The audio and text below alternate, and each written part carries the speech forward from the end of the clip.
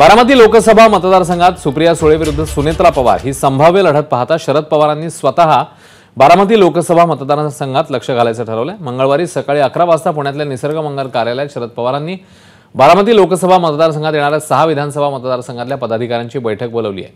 अजित पवारांकडून राष्ट्रवादीच्या गाव पातळीवरील कार्यकर्त्यांना स्वतःकडे वळवून घेण्याचे प्रयत्न होत असतानाच शरद पवारांना सुप्रिया सुळेंसाठी निवडणुकीत लागणारी यंत्रणा ही उभी करावी लागणार आहे। आणि या संदर्भात अधिक अपडेट जाणून घेऊया मंदार गोंजारी यांच्याकडनं। मंदार, अतिशय चर्चेत आलेला असा हा मतदारसंघ आता कशा प्रकारे शरद पवार गट याबद्दल तयारी करतोय, काय पावले आहेत त्यांची?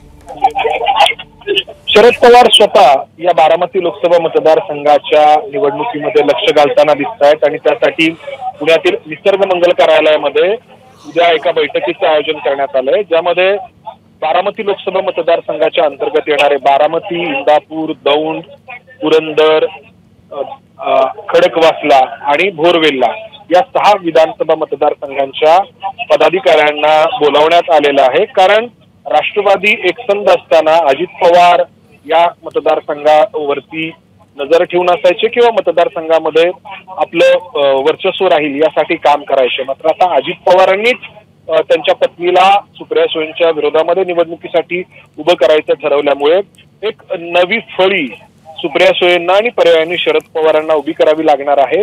कारण सत्ता अजित पवारांच्या बाजूला असल्यामुळे पक्षातील अनेक पदाधिकारी हे अजित पवारांनी स्वतःकडे वळवून घेतलेले आहेत। त्यामुळे मतदानाच्या दिवशी मतदारांना मतदान केंद्रापर्यंत घेऊन जाण्यासाठी जी यंत्रणा लागते, जे लोक लागतात किंवा बूथ मॅनेजमेंटसाठी जे लोक लागतात ते लोक आणि ती सगळी यंत्रणा यासाठीची शरद पवारांनी उद्या बोलवलेली बैठक आहे।